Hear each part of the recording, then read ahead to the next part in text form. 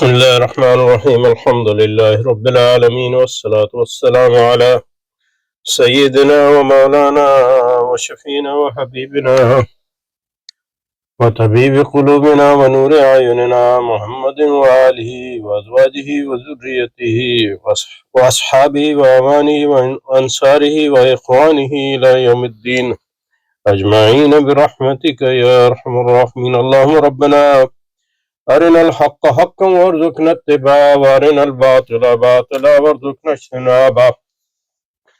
اللهم أرنا حقائق الأشياء كما هي. ربنا زدنا علما وعملا وفقها يا رب العالمين.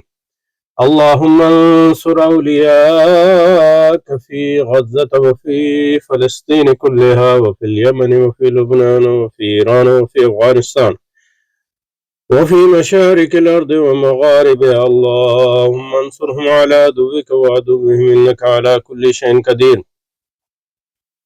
اللهم فرج عنا وعن إخواننا في غزة وفي فلسطين كلها وفي السودان وفي اليمن وفي لبنان وفي الصين وفي الهند وفي مشارق الأرض ومغاربها. اللهم نفس كربنا وكربهم وثبت أقدامنا وأقدامهم والطف بنا وبهم يا أرحم الراحمين يا رب العالمين برحمتك يا أرحم الراحمين. وصل وسلم على حبيبنا وشفينا ومولانا محمد وآله الطيبين الطاهرين وأزواجه وذريته وعترته وأصحابه وأعوانه وأنصاره إلى يوم الدين. ولعنة الله على أعدائهم أجمعين برحمتك يا أرحم الراحمين آمين آمين یا رب العالمین. اچھا جی، بسم اللہ الرحمن الرحیم. تو یہ سوال ہے کہ مادی ترقی کیا ہے؟ اسلام میں مادی ترقی سے کیا مراد لی جاتی ہے؟ تاریخ میں مادی ترقی سے کیا مراد کیا رہا ہے؟ کیا واقعتاً یورپا جو ترقی کر رہے ہیں وہ مادی ترقی ہی ہوتی ہے؟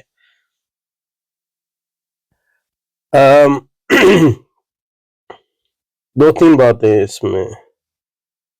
پہلی بات تو یہ ہے کہ لا مشاہدہ فی الاصطلاح، یہ ایک عمومی قاعدہ ہے. اصطلاحوں پہ کوئی جھگڑا نہیں ہے. ایک اصطلاحوں کے آپ کوئی بھی معنی لینا چاہیں لے سکتے ہیں اصولی طور پر. تو مادی ترقی بھی ایک اصطلاح، مادی اور ترقی. لیکن سیاق کی بھی بہت اہمیت ہے. سیاق جس میں آپ رہتے ہیں اس میں جو اصطلاح استعمال ہوتی ہے، خاص طور پہ وہ سیاق میں جس مفہوم کا غلبہ اس کے خلاف آپ جس مفہوم کا غلبہ ہو کسی اصطلاح کا، اس سے ہٹ کر اگر آپ اصطلاح کو استعمال کریں گے تو بنیادی طور پہ جو ہے جو غالب اس کا مفہوم ہے اس کے زیر نگیں آ جائیں گے، آپ زیر اثر آ جائیں گے. تو اس لیے یہ کوئی اچھا طریقہ نہیں ہے کہ اصطلاحات کو غیر تاریخی طور پہ استعمال کیا جائے. تو اصطلاحات کو ہمیشہ تاریخی طور پہ استعمال کیا جانا چاہیے اور سیاق میں. اور ہمارا سیاق جو ہے وہ سرمایہ دارانہ تہذیب کا غلبہ ہے.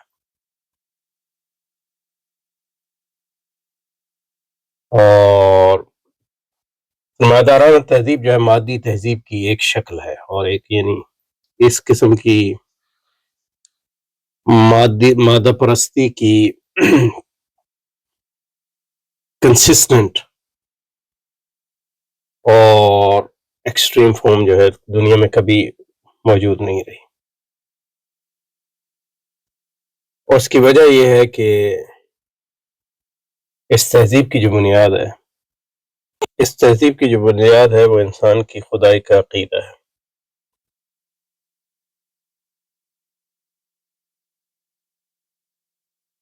مطلب کیا ہے اس کا؟ مطلب یہ ہے کہ انسان کی آزادی کا عقیدہ. آزادی ایک اہم حصہ ہے، اور آزادی کا مطلب یہ ہے کہ منفی آزادی اور مثبت آزادی. منفی آزادی یہ ہے اس انسان کی، اور اس میں انسان کی جب ہم بات کرتے ہیں تو فرد، معاشرہ، ریاست، تینوں سطح پہ بات کرتے ہیں یا نوع کی سطح پہ. گروہ کی سطح پہ. منفی کا مطلب یہ ہے کہ اس کے ارادے پہ کوئی قدغن نہ ہو خارجی، اور یہ مادی بھی ہو سکتی ہے اور فطری اور روحانی بھی ہو سکتی ہے. یعنی وہ جو چاہنا چاہے اس پر کوئی مادی قدغن نہ ہو. یہ مطلب یہ ہے کہ میں انگلستان جانا چاہتا ہوں یا امریکہ جانا چاہتا ہوں تو مادی قدغن یہ ہے میرے پاس پیسے نہ ہو، اور فکری قدغن نہ ہو کہ مطلب مولوی صاحب نے کہا یا والدین نے کہا کہ مت جاؤ، والدین کی اطاعت فرض ہے وغیرہ وغیرہ. تو یہ قدغن بھی نہیں ہونی چاہیے. اور مثبت یہ ہے کہ مثبت یہ ہے کہ جب یہ دونوں قدغنے نہ ہو تو پھر میں جو چاہوں کروں، مجھے کوئی یہ نہ بتائے کہ اسی کو خدا کہتے ہیں. یہ فرمائش کوئی مجھے یہ نہ کہے کہ کیا کروں اور مجھے کیا کرنا چاہیے. اس میں یہ ہے کہ اگر میں نماز پڑھنا چاہوں تو نماز پڑھوں، یعنی فطری طور پہ. مطلب یہ ہے کہ اصولی طور پہ شراب پینا چاہوں شراب پیوں. مجھے اس پہ کوئی یہ نہ کہے کہ اب ظاہر ہے اس میں مثبت میں بھی یہ ہے کہ آپ کو مادہ چاہیے، یعنی مطلب یہ کہ پیسہ چاہیے.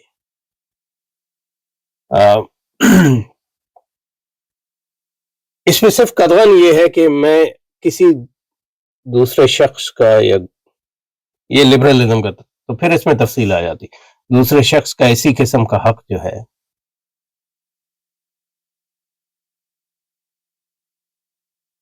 اس کا انکار نہ کروں یا اس کو پامال نہ کروں. تو اس لیے وہ کہتے ہیں کہ مطلب یہ کہ میری آزادی اس وقت تک ہے جہاں سے تمہاری ناک شروع ہوتی ہے وغیرہ وغیرہ. تو یہ لبرل وغیرہ کا طریقہ ہے. جو گروہی انسانی خدا ہے اس کے طریقے ذرا مختلف ہے.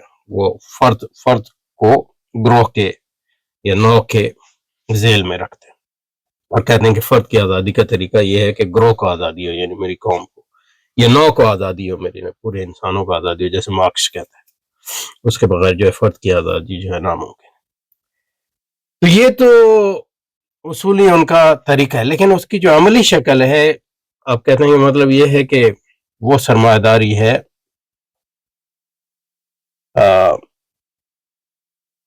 ان معنوں میں کہ میں جو چاہوں کروں وہ اس وقت تک حاصل نہیں ہو سکتی جب تک وسائل جو ہیں ان کی بہتات نہ ہو.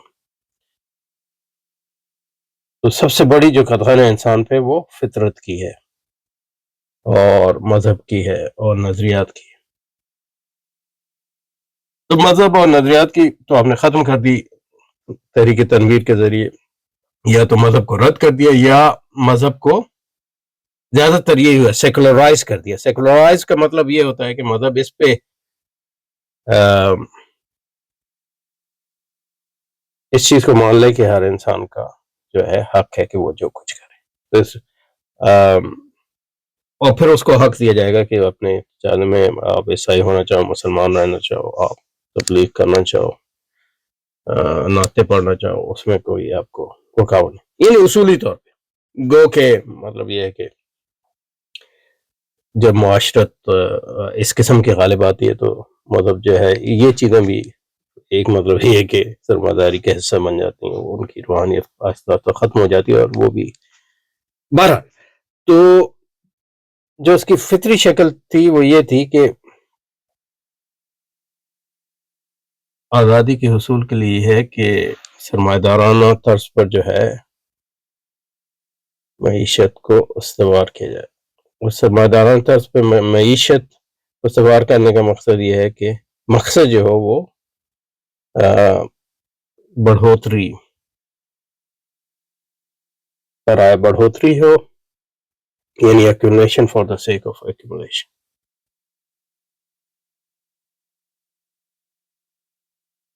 تاکہ جو ہے کامیابی جو ہے اس سے اوپر اٹھا جا سکے. کامیابی کو اسکیرسٹی کہتے ہیں. اسکیرسٹی جو ہے اکنامکس کا جو ہے کور آئیڈیا ہے. اسکیرسٹی کا مطلب یہ ہے کہ انسان کی خواہشات لامحدود ہیں یا غیر متعین ہیں اور وسائل جو ہیں محدود ہیں. تو اسکیرسٹی کو ٹرانسینڈ کرنے کا مطلب یہ ہے کہ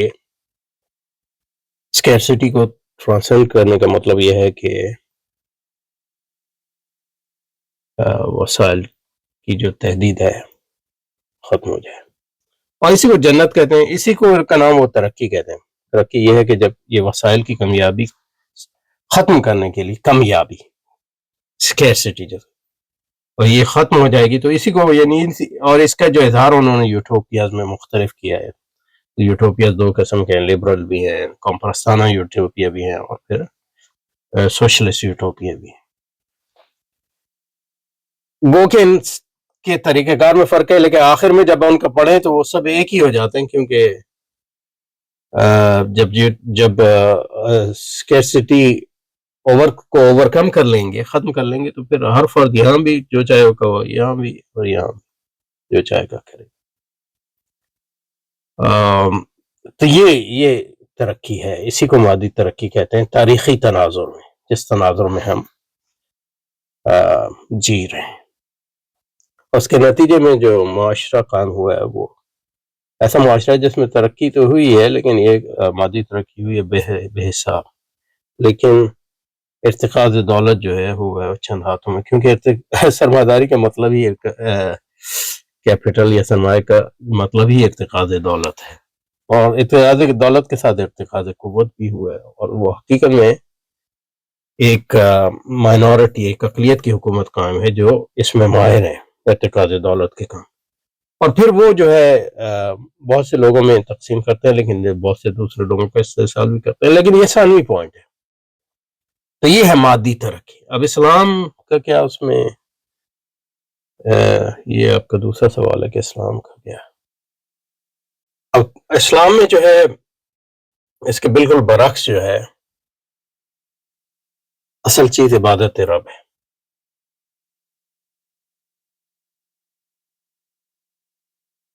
ہر سطح پہ, فرد کی سطح میں, معاشرے کی سطح پہ, ریاست کی سطح پہ, سب عبد ہوں اللہ کی, بندگی ہو. اور بندگی مطلب یہ ہے کہ بندگی میں اس کے کہ سارے معنی اس میں آ جاتے ہیں. اسی کے سامنے دل جھکے, اس کے سامنے پیشانی جھکے, اسی پر توکل ہو, اور اسی کی اطاعت مطلق ہو, اس کے علاوہ کسی کی اطاعت نہ ہو, اسی کا حکم مانا جائے, اس کے علاوہ کسی کا حکم نہ مانا جائے. یہ نہیں مطلب یہ کہ وہ حکم جو اس کے حکم کے تابع, یعنی اس کے حکم کی تعمیل کی شکلیں ہوں, جیسے رسول کی اطاعت, رسول کے عمرہ کی اطاعت, والدین کی اطاعت وغیرہ وغیرہ, کیونکہ وہ اطاعت رب کا حصہ ہیں. تو یہ اور مادی ترقی جو ہے اسلام میں اس کا ذریعہ ہے. تو اس کا معیار یہ ہے کہ عبادت رب جو مادی ترقی جو ہے اس کے لیے ضروری ہے وہ فرض ہے, اور جو مادی ترقی عبادت رب میں حائل ہو ان اور ساری سطحوں پہ وہ حرام ہے. اور اس کے بیچ کی جو ہے اس کا جواز ہو سکتا ہے, لیکن یہ کہ اصل چیز یہ ہے کہ عبادت میں آپ ترقی کریں اور دنیا کو ہیج سمجھیں اور آخرت کو ترجیح دیں. مطلب یہ تو نصوص شریعہ سے ثابت ہے, حدیث سے ثابت, رسول اکرم اور آپ کے اصحاب اور آپ کے متبعین کی زندگیوں سے ثابت ہے. اور مقصد جو ہے وہ عبادت رب ہے, اور عبادت رب میں جو ہے مادی طریقہ وسیلہ ہے, اور وہ وسیلے کے استعمال میں یہ ہے کہ ضرورت کے مطابق استعمال کریں, ضرورت سے زیادہ نہیں, کیونکہ یہی وسیلے کا مطلب ہوتا ہے. کیونکہ ضرورت سے زیادہ کریں گے تو آپ پھر ایک لحاظ سے عبادت سے جو ہے عبادت اتنی نہیں کر رہے جتنی آپ کو کما حق کو کرنے کی ضرورت ہے. اور اس میں جو چیزیں ہیں وہ شریعت اور احسان ہے. شریعت یہ ہے یعنی منیمم دیتی ہے آپ کو, منیمم. تو شریعت پہ عمل نہیں کریں گے تو مطلب یہ ہے کہ آپ مادی ترقی کو آپ نے رب مان لیا ایک لحاظ سے. لیکن شریعت پہ عمل کرنے کا مطلب یہ نہیں ہے کہ آپ کا مادی ترقی کے ساتھ جو رشتہ ہے وہ مطلوب معیار کا ہے, نہیں. شریعت تو منیمم ہے, شریعت تو یعنی کم از کم ہے. اس کے بعد جو ہے سفر شروع ہوتا ہے وہ احسان کا ہوتا ہے. احسان کا مطلب یہ ہے کہ آخرت کو ترجیح دی جائے, اور اس کا جو معیار ہے رسول پاک کا معیار ہے, اور اس کا جو معیار ہے فقر اختیاری, فقر اختیاری مطلب یہ ہے کہ آپ کے پاس استطاعت ہے کہ 10 روپے کا کھانا کھائیں، تو مطلب فقر اختیاری یہ ہے کہ 2 روپے کا کھائیں مثلا، یہ آپ کے ایمان پہ، اور 8 روپے جو آپ صدقہ کر دیں مثلا، یا جہاد میں لگا دیں، یا دعوت میں. فقر اختیاری، الفقر فخری، اسی فقر کو. اور جس فقر کی مذمت ہے وہ فقر اجباری ہے، جہاں مطلب یہ ہے کہ وہ فقر جو عبادت سے روکتا ہے، یعنی آپ اتنے نحیف ہوں کہ عبادت ہی نہ کر سکیں، بنیادی وسائل ہی نہ ہوں کہ مطلب یہ ہے کہ جو مقصد ہے وہی نہ کر سکیں. اسلامی معاشرہ وہ معاشرہ ہے جس میں وہ لوگ جو فقر کی اعلیٰ منازل پہ ہم دیکھیں نا، سرمایہ داری میں جو ہے قیادت ان کے ہاتھ میں ہے، جو ارتکاز دولت میں اوپر بڑھے ہیں. تو اسلام میں جو اقتدار ان لوگوں کے ہاتھ میں ہونا چاہیے معاشرے کی سطح پہ بھی، یعنی معاشرے کے وہ آئیڈیل ہوں جیسے بڑے بڑے اولیاء اللہ وغیرہ، انہی بنیاد پہ تھے نا صدیق اکبر اور علی و مرتضیٰ، اپنے فخر کی وجہ سے ہی تو، فقر کی وجہ سے ہی تو، عبادت اور فقر کی وجہ سے ہی تو وہ ان درجوں پہ پہنچے. ابو ذر اور دوسرے لوگ ویسے کرنی اور حسن بصری وغیرہ وغیرہ. تو یہ اسلامی معاشرے کے فطری قائد تھے، کسی نے ان کو منتخب نہیں کیا تھا. جس طرح مطلب اس معاشرے جس میں سرمایہ دارہ معاشرہ، اس کے فکری قائد جو ہے، فطری قائد جو ہے، مطلب یہ ہے کہ بل گیٹ ہے، ایلن مسک ہے، یا یہ بڑے بڑے جو ہے بدماش ہیں، اور حکومت بھی انہی کے ہاتھ میں ہو، اقتدار بھی انہی کے ہاتھ میں. یہ اسلام ہے. ٹھیک ہے جی، اسلام کا مقصد مادی، اور یہ بالکل کنٹراسٹ ہے سرمایہ داری سے. اب تیسرا اسلام میں جو ہے مادی ترقی کا جو جواب ہے وہ جہاد کے لیے. اگر جہاد کے لیے مادی ترقی جیسا تک ضروری ہے وہ فرض ہو جاتی ہے، اور جہاد سے مطلب دعوت بھی ہے اور حکومت اسلامیہ کا قیام اور اس کا پھیلاؤ پوری دنیا میں جو حکام کا. تو اس کے لیے مطلب، اور اسلام اس میں جو ہے پھر دفاع جو اسلامی معاشرے حکومت ہیں ان کا دفاع بھی، یہ سارے فرائض عینیہ ہیں. اس کے لیے پھر جو مطلب جتنی آپ کو ترقی مادی چاہیے ہوگی، مطلب ٹیکنالوجی وغیرہ، سائنس وغیرہ، وہ فرض ہو جاتی، فرض ہیں. جیسے اب ایران وغیرہ میں یا افغانستان وغیرہ میں یہ سب مادی ترقی جو ہے فرض عین ہے، جس حد تک وہ حکومت اسلامی کے دفاع کے لیے لازم ہے، اور دعوت کے فروغ کے لیے لازم ہے، اور اسلام کی دعوت کے.